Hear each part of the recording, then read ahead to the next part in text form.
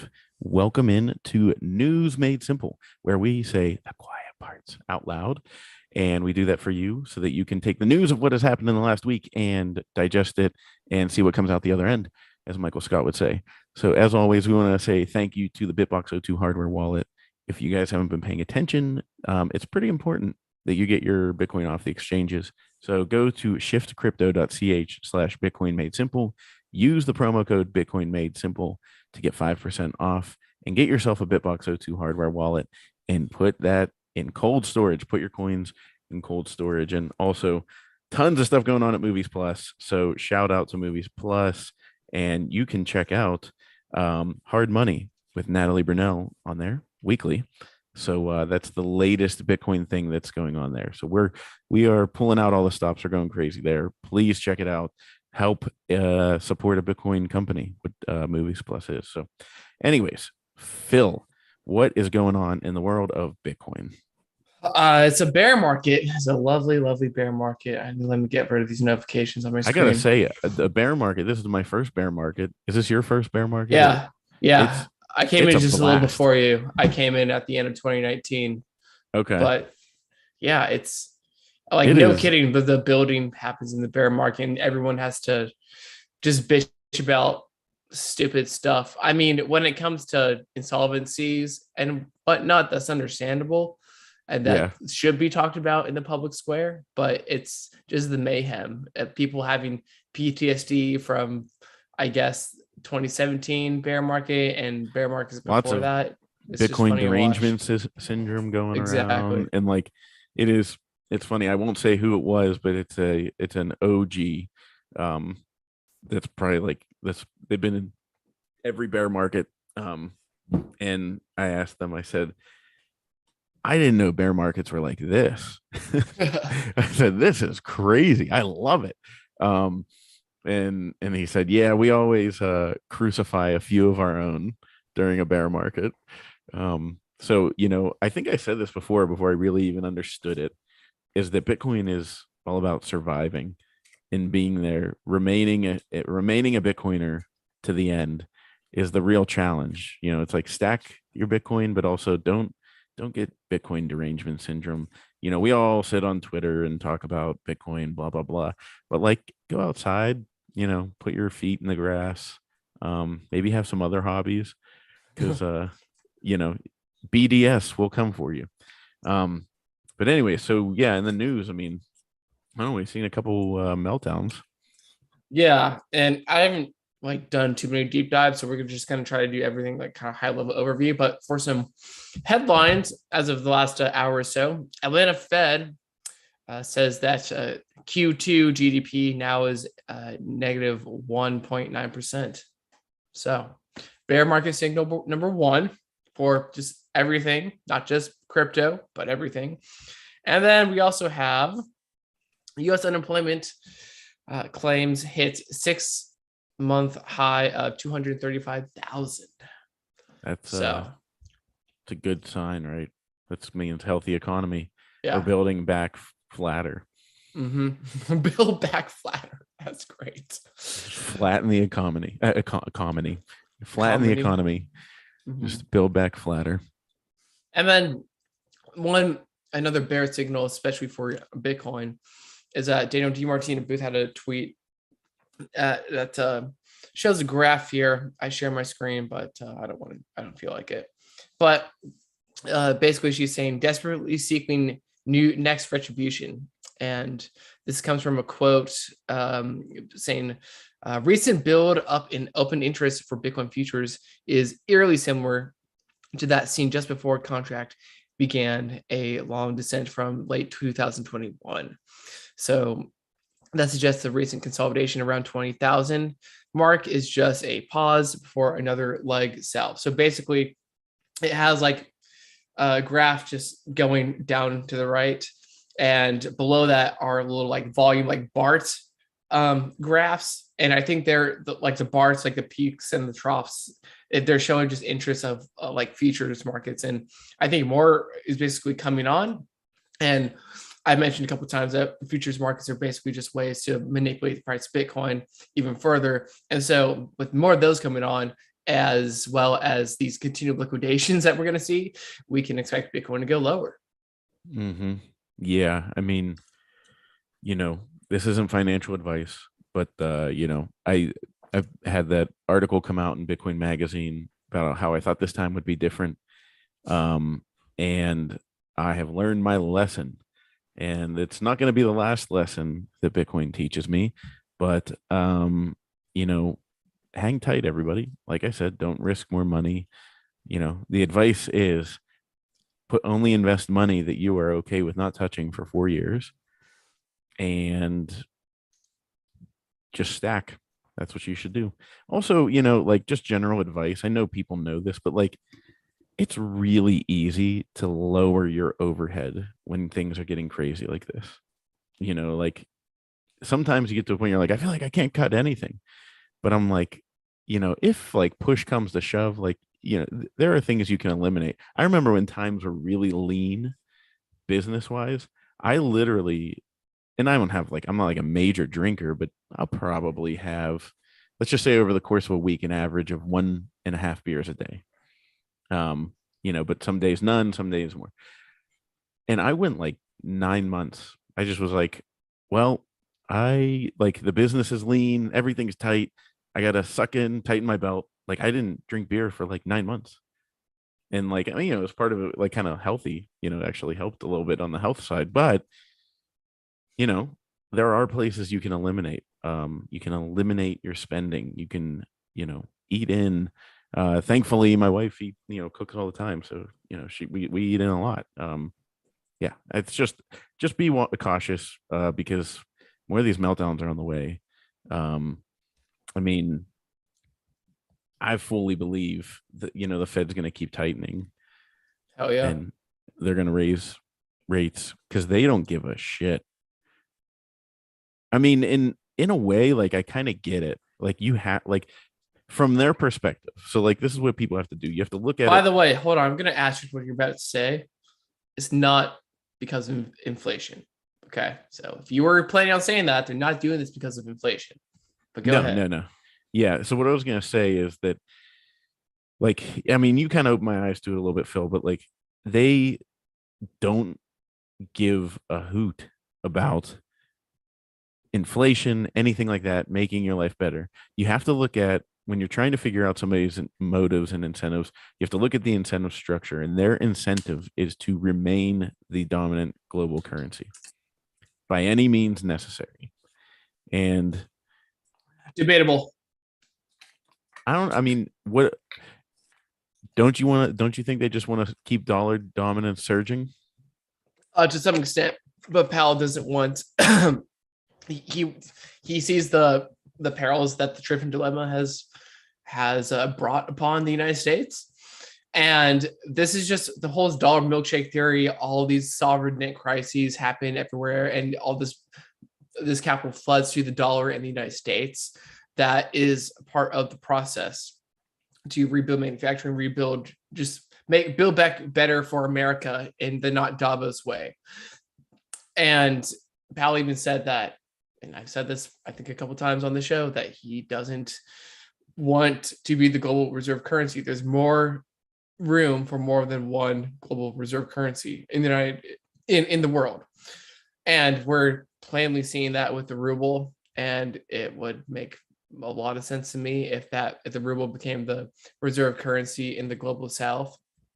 And it's just like all this, the heads are coming home to roost, not only because of manipulation in interest rates and just money printing, but also because of money printing, of like having to export our inflation because of Triffin dilemma, and having to rely on other people to make our shit and buy it cheaply.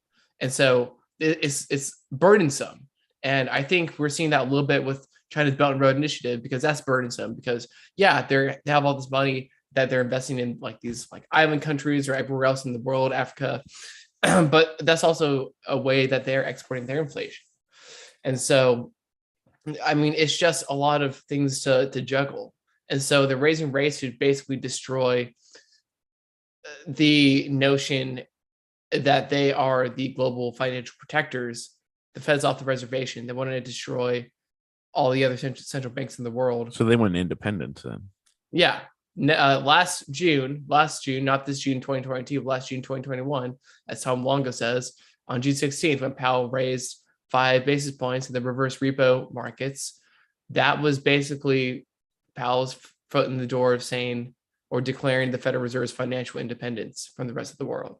Which, I mean, makes total sense because, like, there's nothing more frustrating than when you're dependent on other things or people.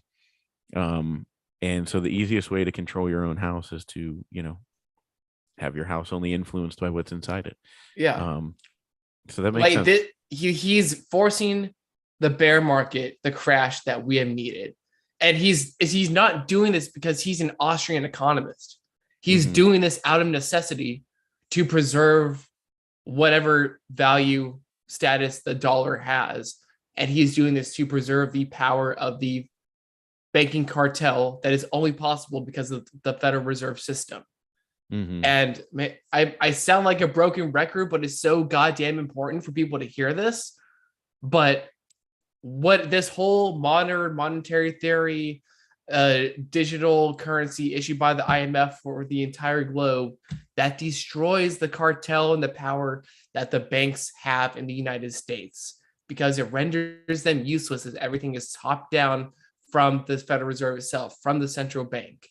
And Powell is divorcing whatever New World Order, global homo, financial authoritarian agenda that is coming out of Europe.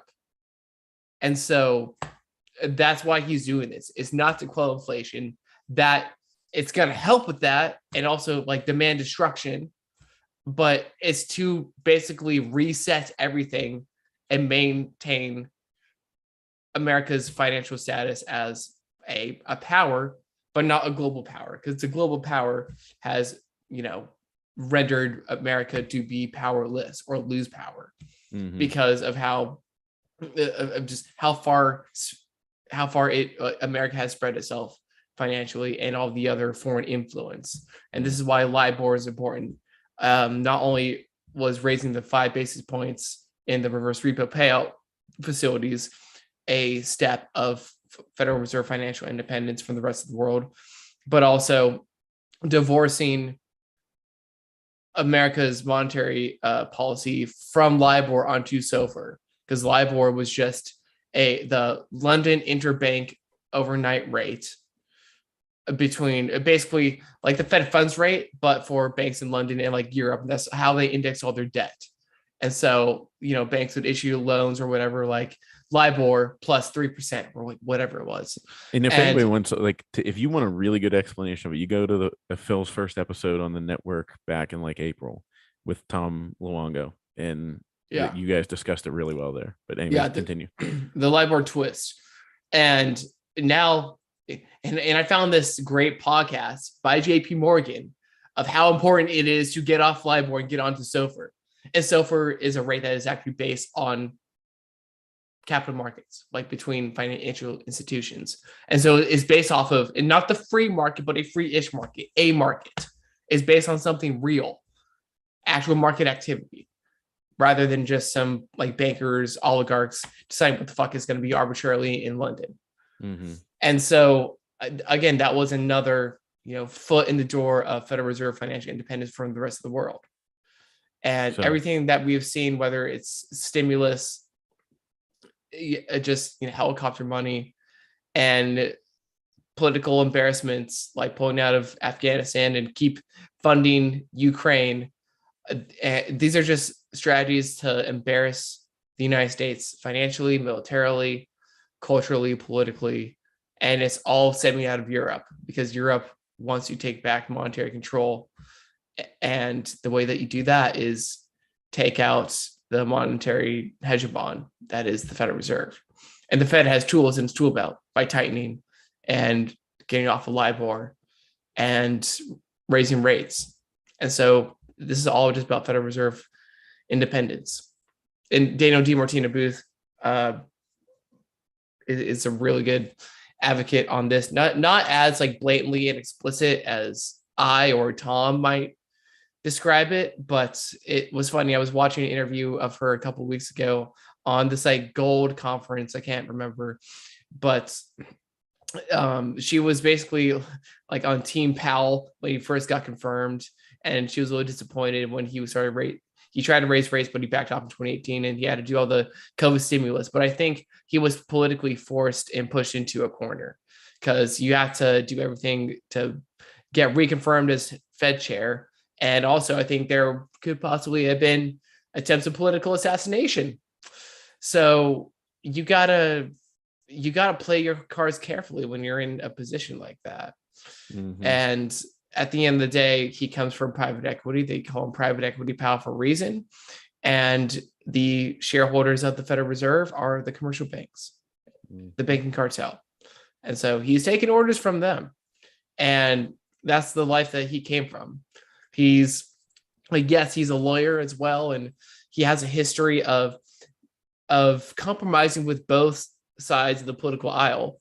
Even Obama said that he was great at that. And when I don't think Obama swore him in. I forget. It was like some lawyer thing, but he's played his cards right in the in the political schmoozing field. If you have to look at the incentive structure and follow where it's going to go, and it's going to keep going that way.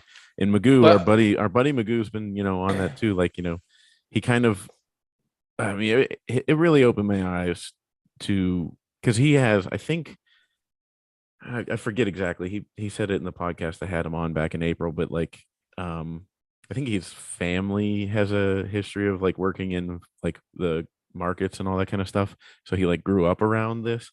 And his reason for calling, he was like, it's just, you could feel the hopium in the air. Yeah. And like looking back on it, I'm like, you know what? We were all sucking down that hopium and ignoring the facts that were staring us in the face. So follow the incentive structure and all that. Speaking of private equity, we've seen a few private equity companies take a hit because I don't know, BlockFi sold for like $1. I mean, what did they sell for? They sold for 250 million. 240, I believe. I'm trying to find where I they had that. They sold for 240 something. And the funny thing is, the rumor initially was that they sold for 25 million, and it was totally believable.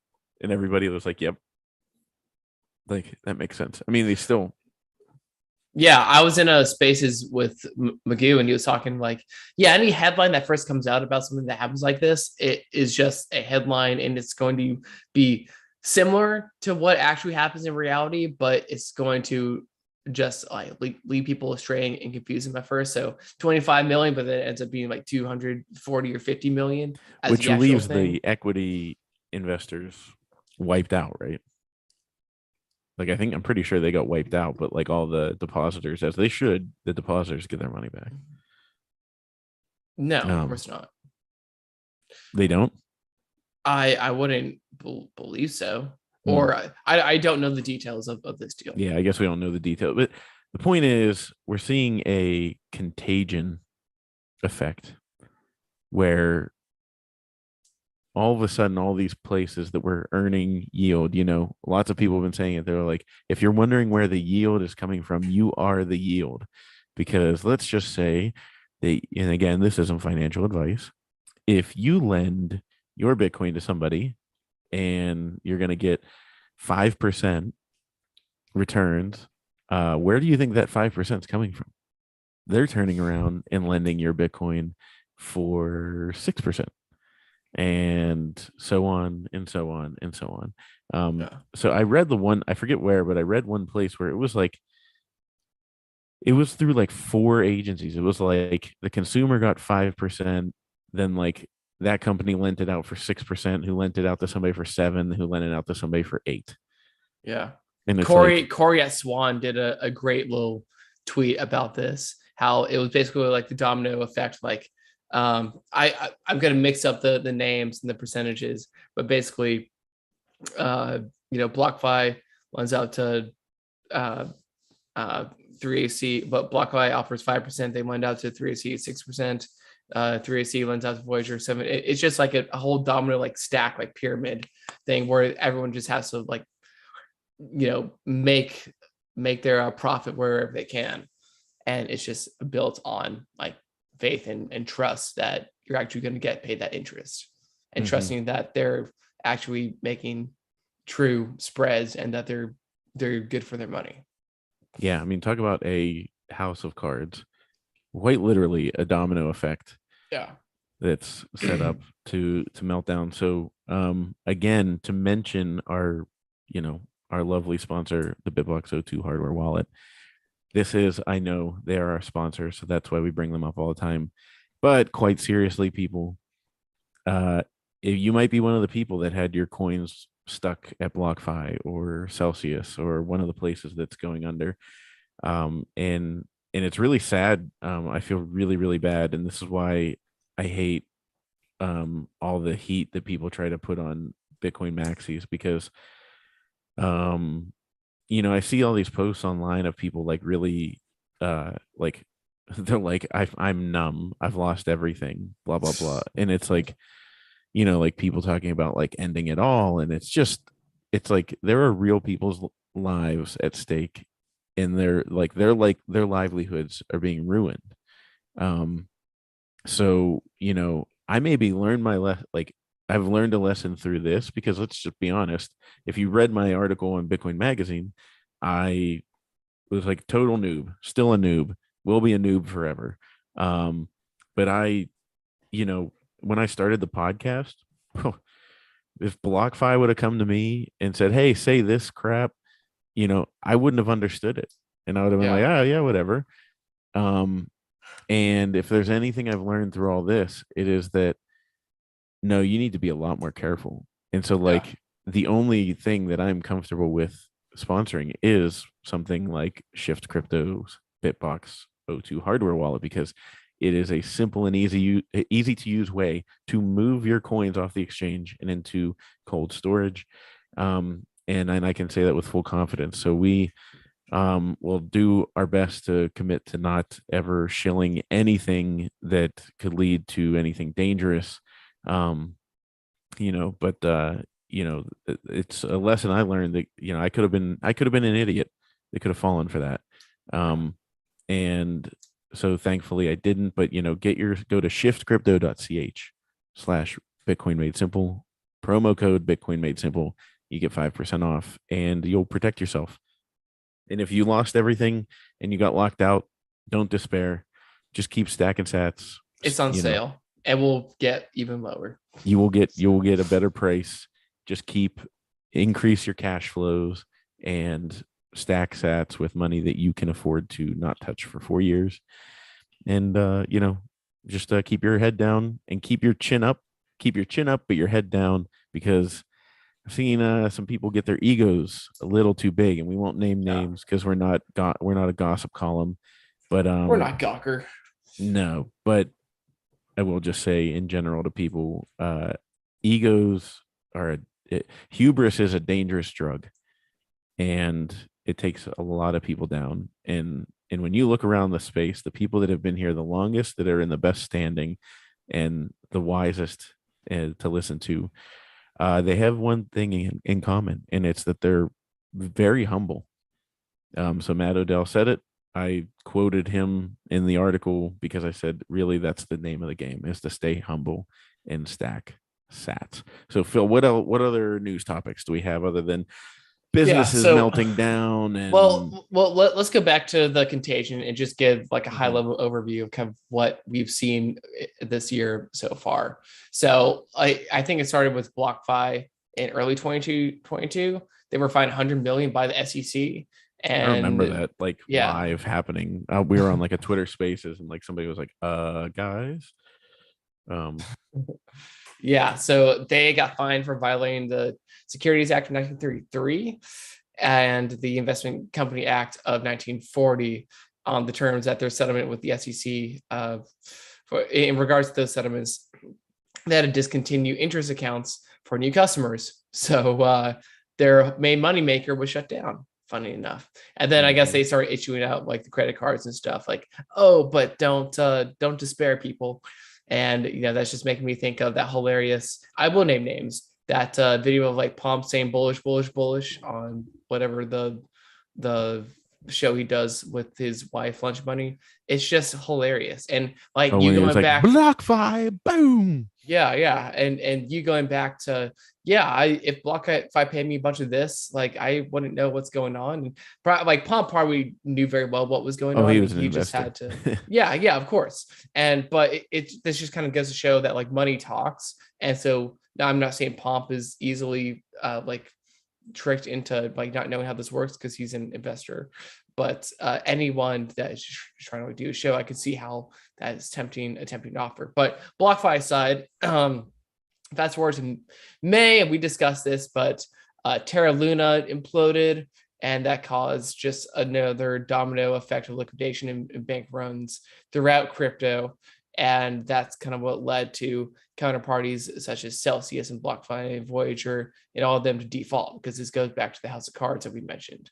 And then when Three Arrows Capital, 3AC, recently blew up, that basically left a lot of other counterparties just susceptible. And Celsius is they first halted withdrawals and is now entering into a potential bankruptcy.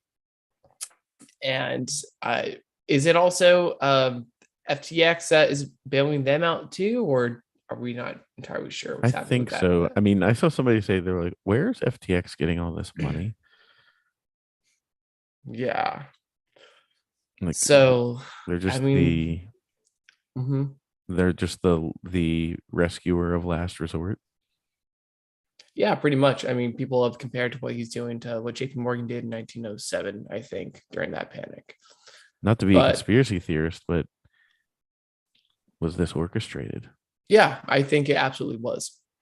I mean, I think it was, whether you want to blame Soros or whoever, there's higher powers and institutions, I believe. I don't have like the proof, but I think it's just like common knowledge. If you just have an inkling of an idea of like how these things work, Soros money was kind of like behind all this, and or his buddies, powers that be from the WEF, said, "Hey, we are threatened by crypto. We need to take advantage of this. So we're going to have." I mean, maybe that's some of where Alameda money comes from, that kind of influence. But essentially, this was just like a big buyout by one of the biggest players. I mean, FTX, he was funded by Alameda. I think there is both Sam Bankman-Fried's, in, corporations, companies, funds, whatever you want to call them.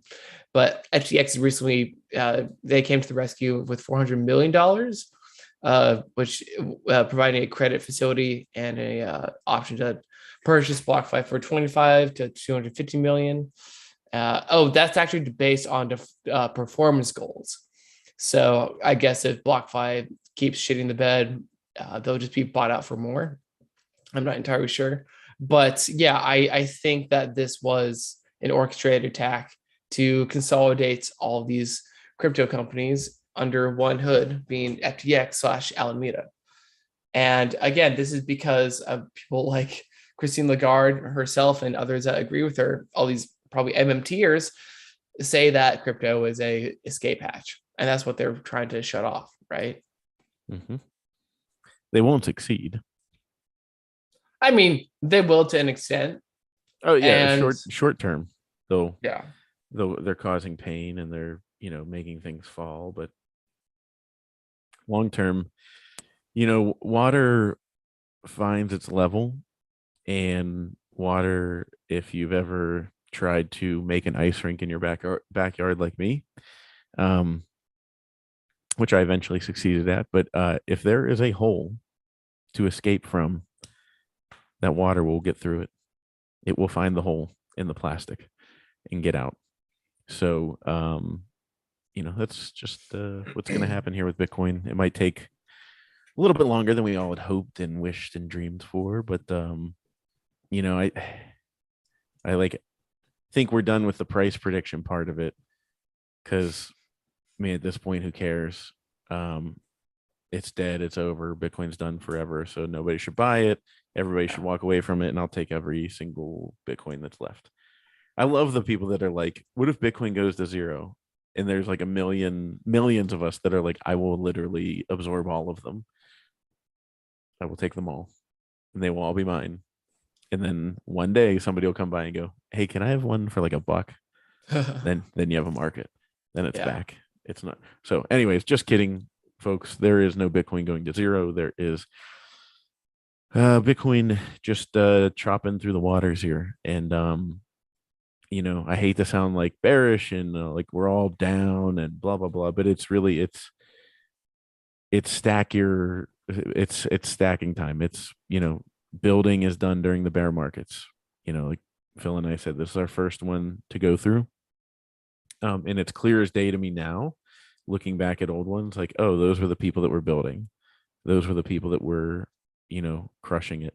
Like even I'll just give you an example with like Movies Plus. Like I said there, let's just say hypothetically, whenever if I was a person that owned Movies Plus and we took on a Bitcoin investment and and then Bitcoin mooned, Movies Plus would be killing it without having done anything other than hold Bitcoin.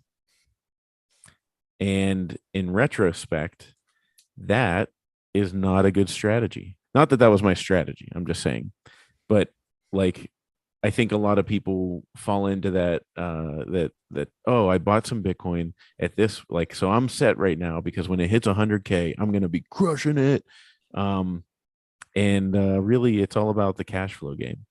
So thankfully, I didn't take my eye off the ball, but I did. I was thinking about it recently and looking at it, and I was like, God, if Bitcoin had just absolutely gone on a ripping tear, like Movies Plus would be in a completely different situation. But I don't think it would be a better situation because I would probably be disincentivized to build like we're building. I wouldn't be building at the fervent pace that we're at. You know what I mean? If we got fat and happy just off of Bitcoin's price rising, I don't know. I'd like to Yeah. think we'd be building, but you know, it it's just this is where the true generational wealth is made. You stick you put your head down and you stack sats. I'll shout out to BTC Pup, one of our listeners. You guys should give him a follow if you ever find him on Twitter. I think it's at BTC Pup. But dude's a real one, and he just stacks, you know, just stacks away. Like I asked him if he was gonna. I said, "Hey, do you want to meet up at Miami?" And he said, "No, it would take away from my, weekly DCA." And I was like, "Damn it, I'm not as good of a Bitcoiner. I need to be better." Because why did I spend money on going to the conference? I mean, it was worthwhile. So, but Is it Bitcoin Pup? yeah, yeah, Bitcoin Pup, I think, with the Okay. orange. Paw in Yep, the the orange okay. paw. Yeah, Okay. everyone give him a follow because he's a newer one, but a real one, just like we think we are, hopefully. Um, so yeah, it's just in times like this, it's like you've got a little less than 2 years to the next halving. So you've got a little less than 2 years to stack your balls off. And the way to do that is to increase your cash flows, lower your overhead, cut things out that you don't really need in life. It's funny. God, I wish I could just get rid of. I mean, I'm thinking about just selling my main car. Yeah. It's stupid. Why did I buy it? I bought it in 2018. What an idiot. Um, and if I could sell that, not only would it lower my overhead, but I could stack some corn.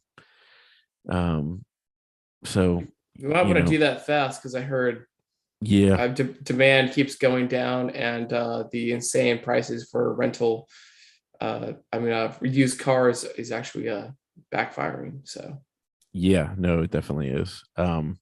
I was, I mean, at the time I still needed the car. I still need it. I'd have to replace it with something, but I just get something used. But you know, the dealership contacted me and offered the price that I bought it for 3 years ago.